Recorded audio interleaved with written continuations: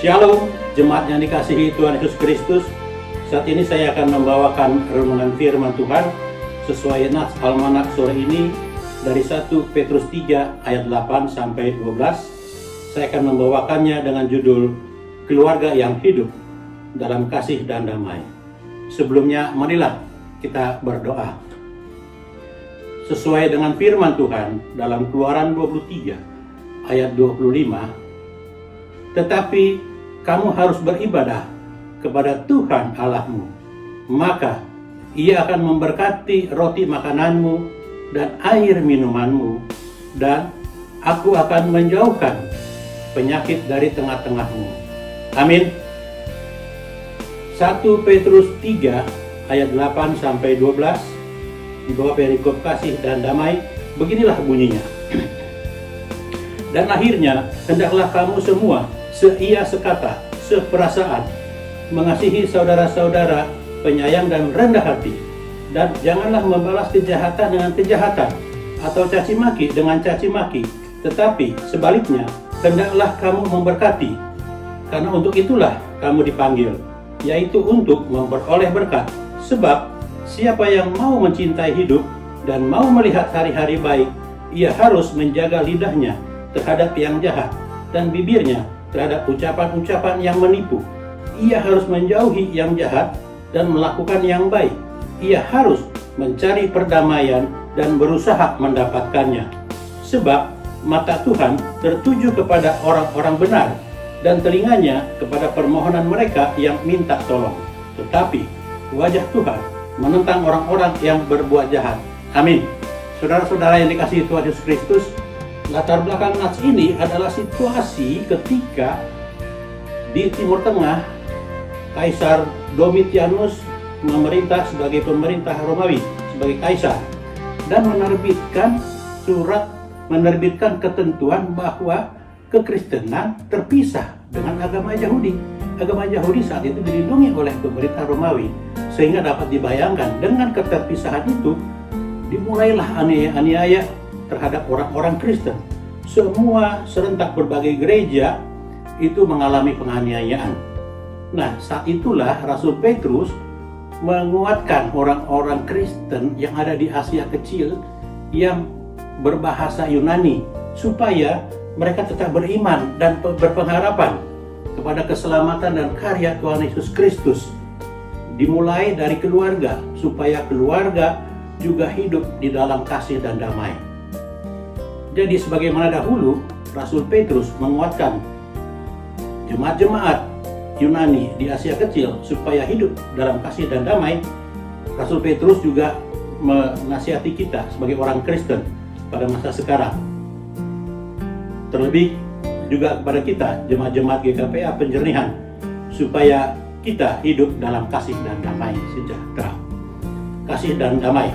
Pertanyaannya, bagaimanakah caranya supaya kita sekeluarga hidup dalam kasih dan damai? Menurut Nats 1 Petrus 3 ayat 8 sampai 12 ini, maka kita akan menemukan paling tidak ada 3 cara supaya keluarga-keluarga kita hidup dalam kasih dan damai. Yakni yang pertama, dengan saling memberkati, sebagaimana dimaksud ayat 8 sampai 9. Saudara-saudara, sebagai orang Batak, kita tentu setuju bahwa dengan menikahnya 2 orang menjadi satu pasangan bukan berarti hanya 2 orang itu yang menjadi bersatu, tetapi keluarga besar kedua belah pihak yang mengikatkan diri menjadi satu persekutuan, satu perkalian. Ada dalihan atau lunya, ada hula-hula atau mora, ada dongan tubuh atau kahangi, dan ada anak boru. Nah, demikian juga dengan pasangan ini. Ini harus saling memperhatikan dan memberkati kedua belah pihak keluarga itu dengan memperhatikan, dengan sama-sama memperhatikannya.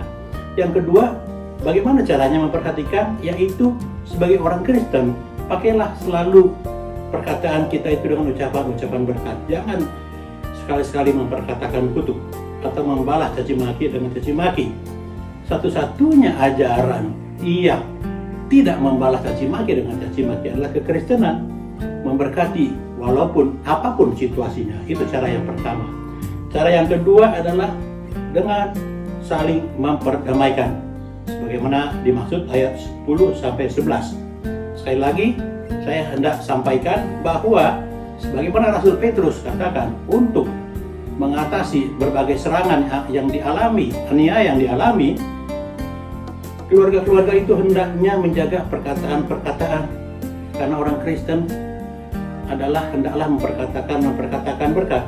Rasul Petrus menekankan bahwa meskipun banyak tekanan-tekanan, orang Kristen itu menjauhi perkataan dan perbuatan yang jahat, tetapi harus melakukan perkataan-perkataan yang memberkati dan perbuatan-perbuatan yang membawa kebaikan.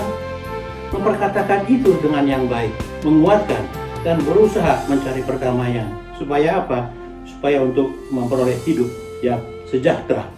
Lalu cara yang ketiga, bagaimana supaya sekeluarga hidup dalam kasih dan damai, adalah dengan saling menguatkan. Saudara-saudara, dalam menjalani hidup yang dianiaya, hendaknya umat Kristen seperti yang dahulu, umat Kristen di Asia Kecil yang berbahasa Yunani, demikian juga kita yang berbahasa Angkola di Pejernihan, hendaknya kita tetap menaruh harapan kepada Tuhan, sebab mata Tuhan terus tertuju kepada, itu artinya Tuhan melindungi dan memberkati umat Tuhan yang tidak jemu-jemu berdoa minta tolong kepada Tuhan. Tidak seperti hakim yang mengabaikan permohonan janda itu di dalam Lukas yang epistel dalam Minggu Rogate itu. Kenapa kita harus meminta Tuhan terus menerus, tidak jemu-jemu? Sebab telinganya mendengar doa orang-orang benar, dan bahkan wajah Tuhan menentang orang-orang yang berbuat jahat dan aniaya. Demikian saudara-saudara, firman Tuhan yang disampaikan ini, bagaimanakah caranya supaya sekeluarga hidup dalam kasih dan damai? Yang pertama adalah dengan saling memberkati, yang kedua dengan saling memperdamaikan, dan yang ketiga dengan saling menguatkan. Kiranya Tuhan Yesus memberkati kita semuanya. Horas Sintua Inggarambe, Perumahan di Jakarta Timur. Shalom.